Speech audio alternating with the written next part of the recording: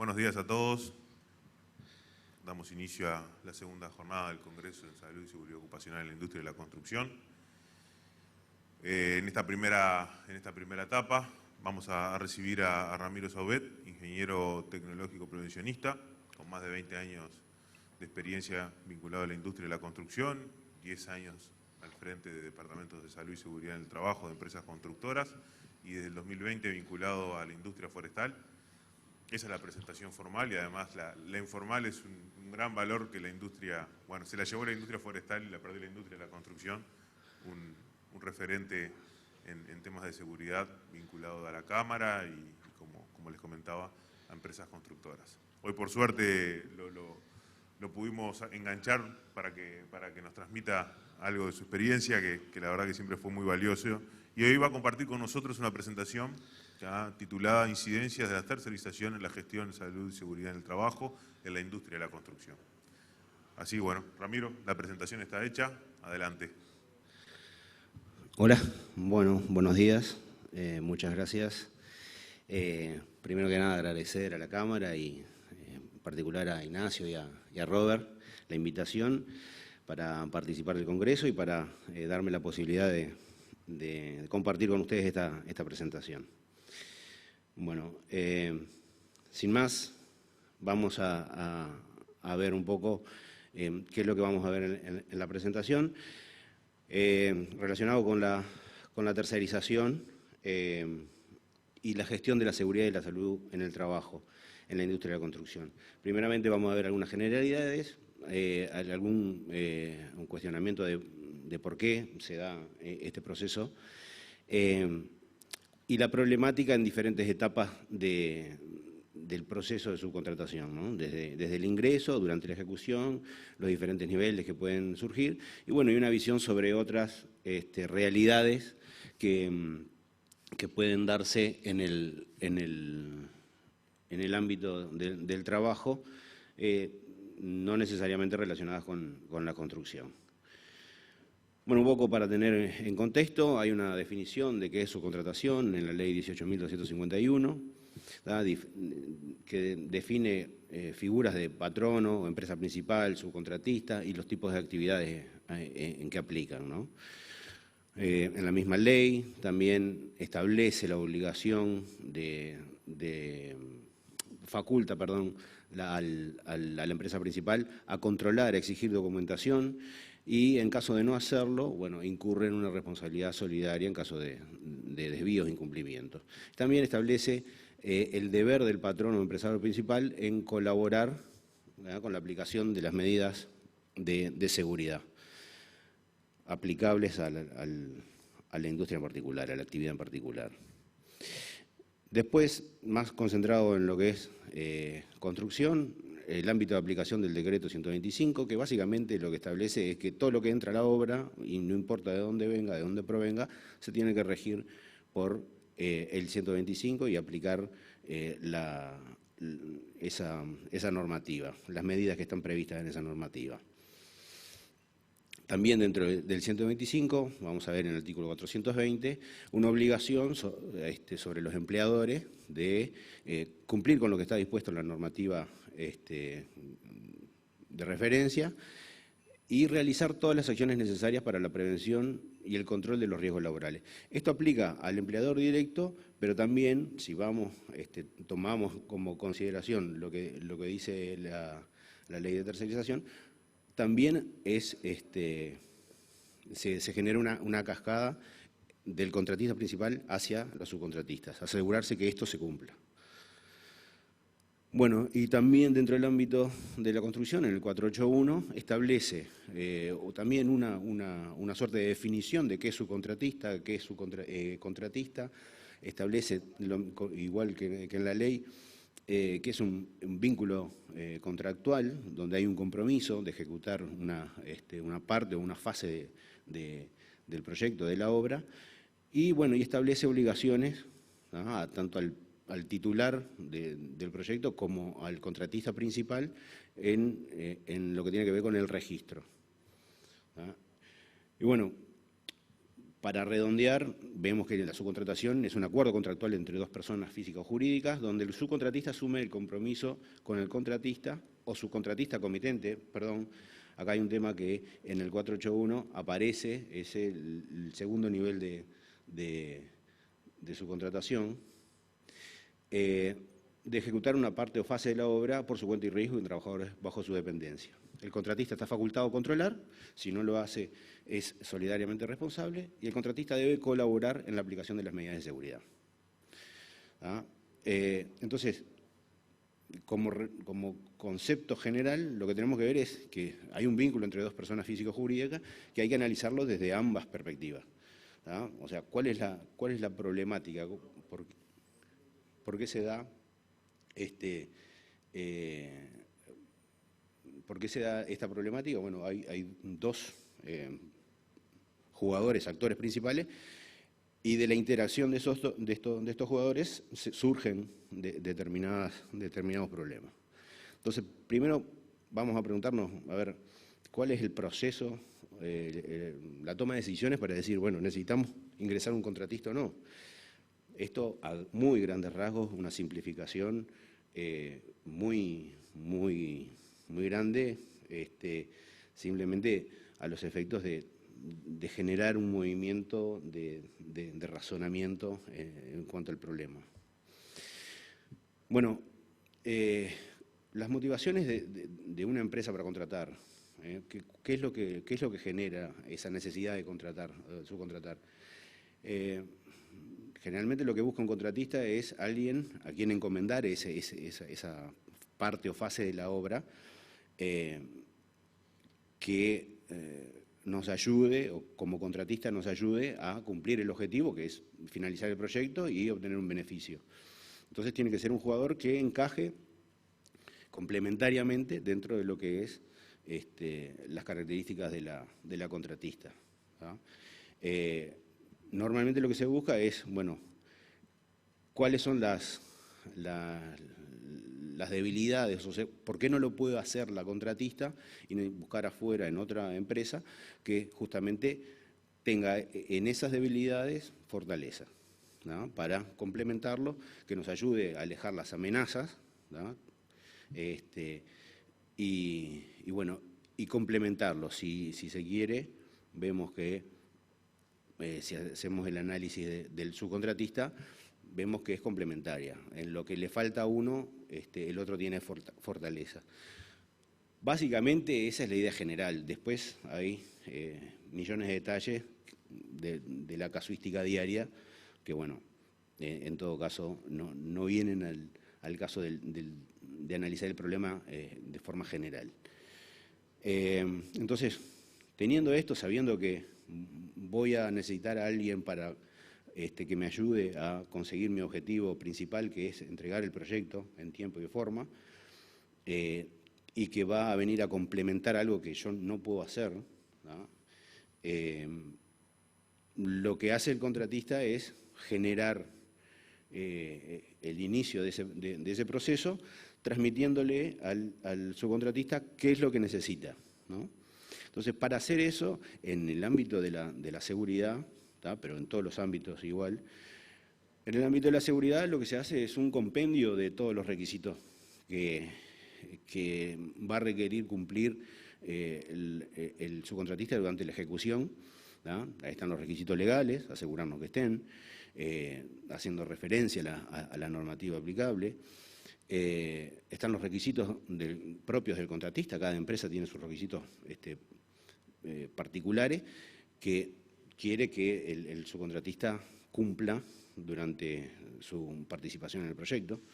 Y están los requisitos del cliente o clientes, que también puede ser, habrá algunos que no tengan requisitos específicos y algunos que tengan muchísimos requisitos específicos y que sea obligatorio que cualquier empresa que entra los cumpla. Por lo tanto, se compila todo eso en lo que es una suerte de pliego de condiciones para decirle, bueno, señor subcontratista, aquí tiene todo lo que tiene que cumplir. ¿Cómo me voy a asegurar que lo tenga? Y bueno, generando un plan de seguridad, que el contratista generará un plan de seguridad diciendo, bueno, esto son todas las acciones que hay que tener en cuenta. Estas son las responsabilidades y los roles que van a participar para asegurarnos que todos los requisitos están contemplados en la actividad y son factibles de cumplirlo. Evidentemente esto lleva un proceso de análisis previo y de elaboración de toda esta documentación, de esta información, pero lo que sacamos al final es que tenemos directivas para la gestión, o sea, cómo vamos a organizar para asegurarnos que vamos a cumplir, los requisitos que tienen que cumplir las personas que van a participar del proyecto y de los equipos y de los procesos consultivos. Podemos seguir el detalle bastante largo, pero básicamente lo general es eso, ¿no? Definir cuáles son los requisitos y cómo los vamos a organizar para asegurarnos que se cumplan en todo momento. Entonces, de ahí pasamos a analizar el proceso de ingreso. Cumplimos el proceso de contratación, ya definimos a quién vamos a traer y vamos a ingresarlo al proyecto.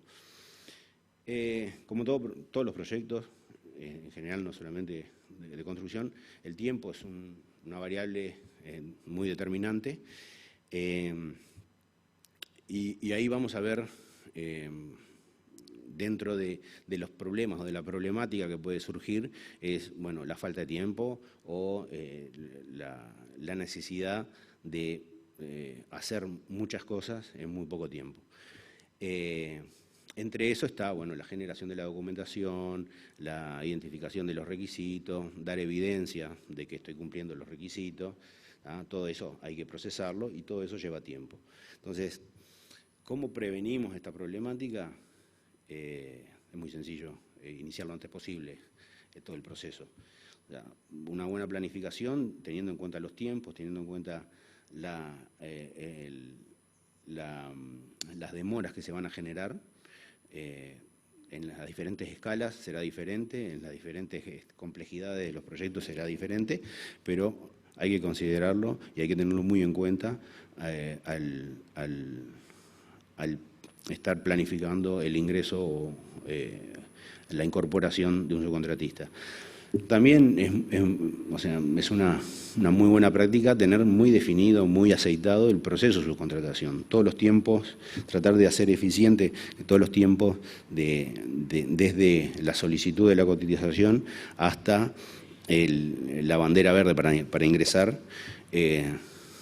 Cuanto mejor lo tengamos definido, distribuido las responsabilidades y analizado cuáles pueden ser los problemas y una solución o un plan B para esos problemas, mejor. Y la participación sobre todo de las personas clave durante todo el proceso. Bueno, y después es básicamente tener clara la identificación de los requisitos, generar diálogo, comunicación entre las partes para asegurarnos de que lo que yo estoy pidiendo está bien interpretado y está bien considerado, ¿no? Definir matrices de responsabilidades, quién se ocupa de qué y en cuándo. Y hay herramientas, ¿no? Hay herramientas de gestión de requisitos, de contratistas, de subcontratistas, que nos pueden ayudar, porque hacen eso, ordenar, y bueno, tienen una sistemática de validación mucho más aceitada y que en los casos de proyectos complejos se hace muy necesario. También, para dejar las reglas claras, es necesario también a veces dejar definidas cuáles son las penalizaciones aplicables en caso de incumplimiento.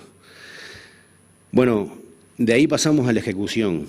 En la ejecución lo que vamos a ver dentro de la problemática es que diferentes empresas tienen diferentes maneras de hacer las cosas, diferentes criterios, diferentes culturas, y bueno, y el alineamiento de estas diferentes situaciones lleva tiempo, toma decisiones, lleva discusiones, ¿no? Cada uno se afianza en los criterios que tiene y en los argumentos que tiene para tomar tal o cual decisión. Y bueno, la discusión, si se da durante la ejecución, generalmente consume mucho tiempo, este tipo de discusiones es bueno tenerlas antes y después ya tener seteado cuáles son las soluciones. Entonces, ¿qué es lo que se puede dar? Bueno, en el control de condiciones, diferencias de frecuencias en los controles, diferencias de participación. Muchas veces se da que los controles de seguridad son dependientes, exclusivo 100% del servicio de seguridad en el trabajo, y si no hay una suficiente presencia, esas controles son a veces muy escasos. También está dado eso por la estructura, pero hay que preverlo, ¿no?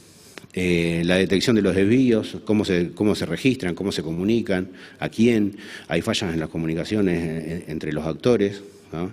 Hay diferencias de criterios y de objetivos, ¿no? Y muchas veces lo que más potencia esto es los ciclos cortos de actividad de un subcontrato que probablemente ingrese para algo puntual, lo ejecuta y se termina, y básicamente no da para implementar mucho, ¿no? Son ciclos muy cortos a veces, ¿no? En otros casos no. Algunas pistas de cómo prevenirlo o cómo solucionarlo. Es muy importante el liderazgo del cliente y del contratista, ¿no? o del contratista, dirigiendo, ¿no? Poniendo foco en las cosas importantes y asegurándose de que las cosas importantes se tengan en cuenta. Es muy importante también ver la participación de los directivos en la seguridad y la seguridad del trabajo, actividades de rondas, visitas, inspecciones, actividades de formación. Eso marca líneas claras, mensajes claros de qué es lo importante, y básicamente orienta rápidamente a toda la estructura hacia estas líneas de trabajo, estos objetivos. Definir canales de comunicación claros y funcionales para cada cosa. El canal claro, los referentes, ayuda muchísimo frente a la aparición de un problema, tener bien definido y bien claro a quién comunicar qué y cuándo. Después hay herramientas que pueden ayudar, como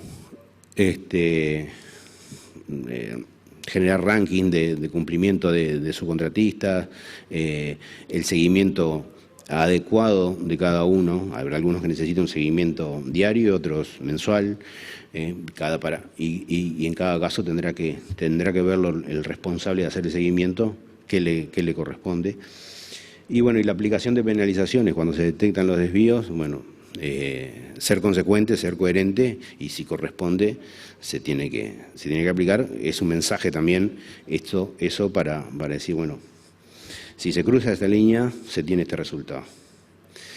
Bueno, esto es básicamente puede aplicarse en cualquier cosa, pero hay una cosa que dijimos al principio, que es los diferentes niveles, que complejiza todo esto, ¿tá? Entonces, lo que vamos a ver es, en los diferentes niveles, se van a sumar empresas, jugadores en el proyecto, con diferentes vínculos, ¿tá? Y si fueras lineal simplemente así como está en el diagrama, sería sería un poco más complejo, pero sería asible, alcanzable, manejable. La complejidad está dada cuando las mismas empresas empiezan a jugar en diferentes niveles y con diferentes referentes dentro del proyecto.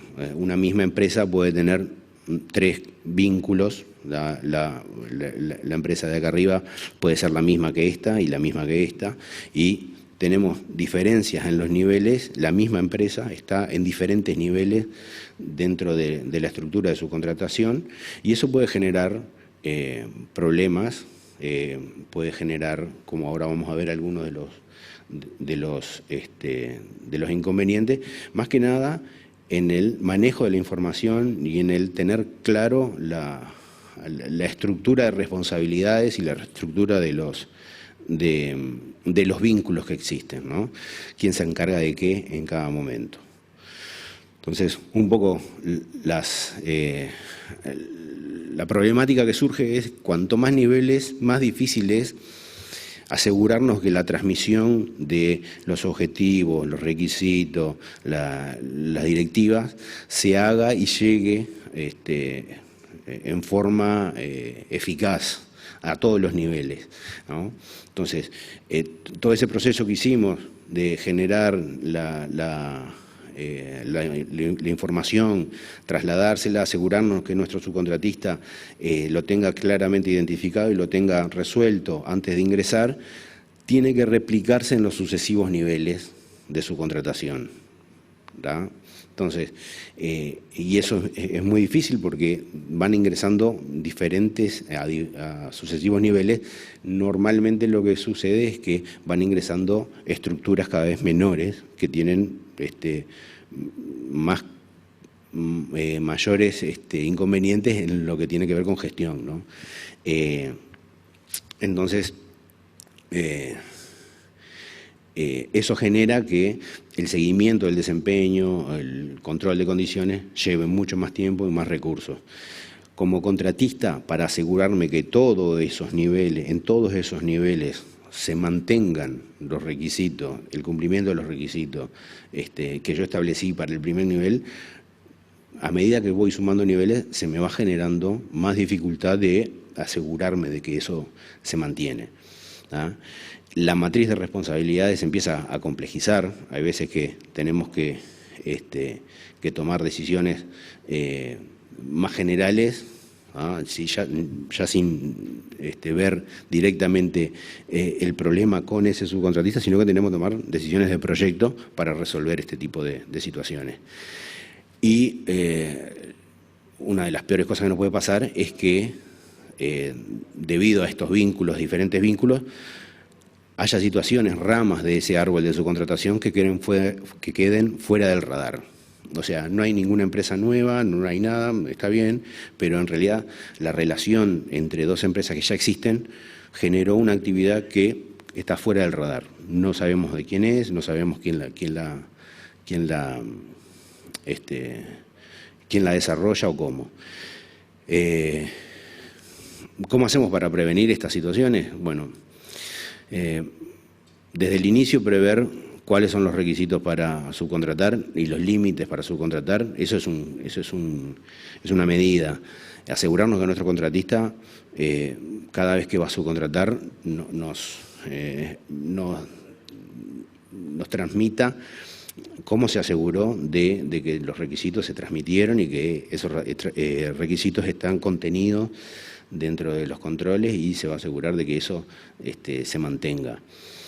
En otras geografías, como en España, se ha limitado la cantidad de niveles de subcontratación a un mínimo de 3, tengo entendido, y en otros lados está limitado sin estar restringido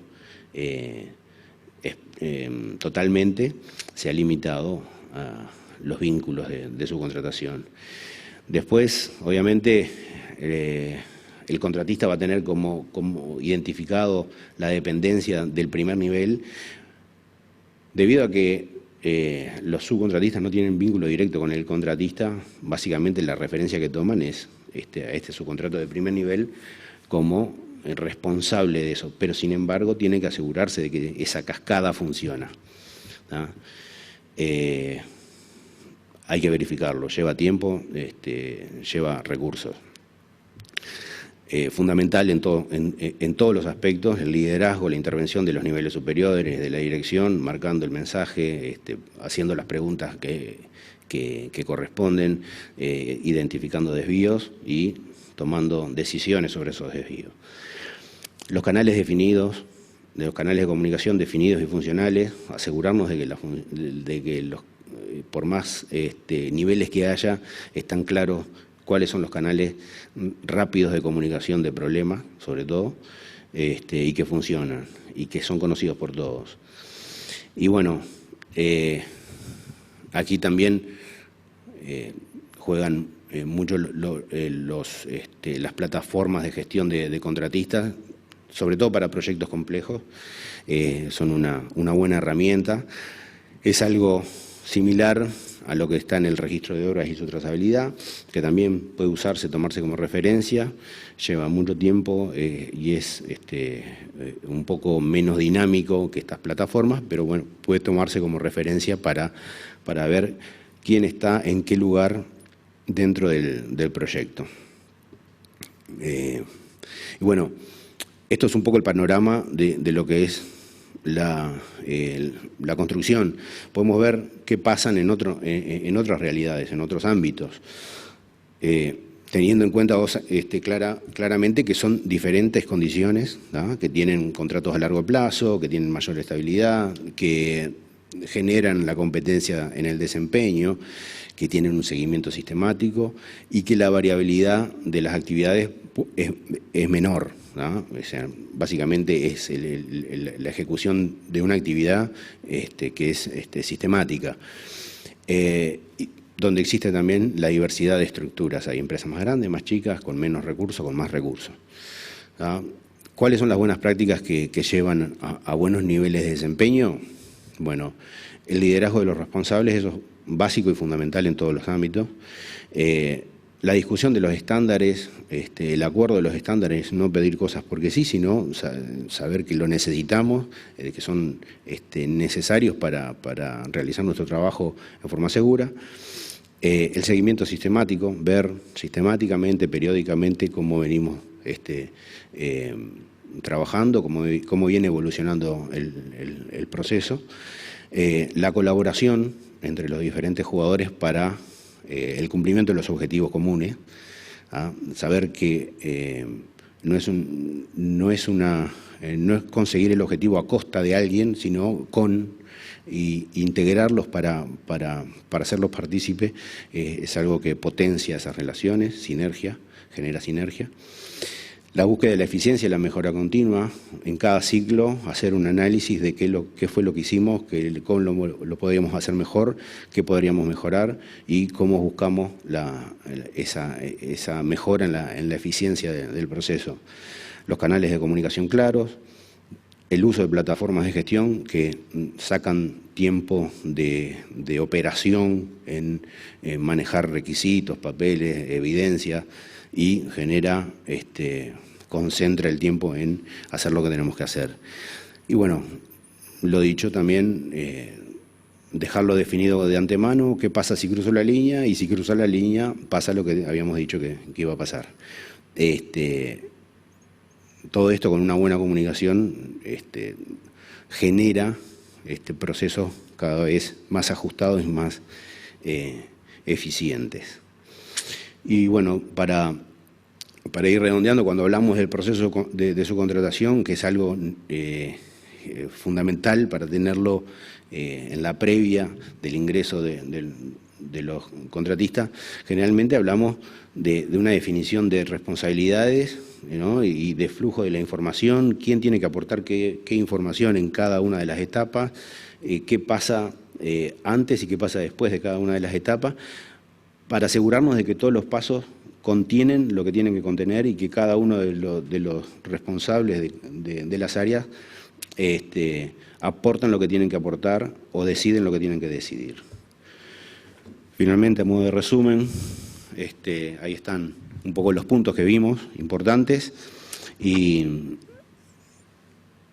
como imagen de básicamente lo que es la verificación de requisitos de una de estas plataformas, es simplemente eso, asegurarnos de que la matriz de requisitos se cumple para cada caso de cada persona, el equipo o empresa que entra al proyecto.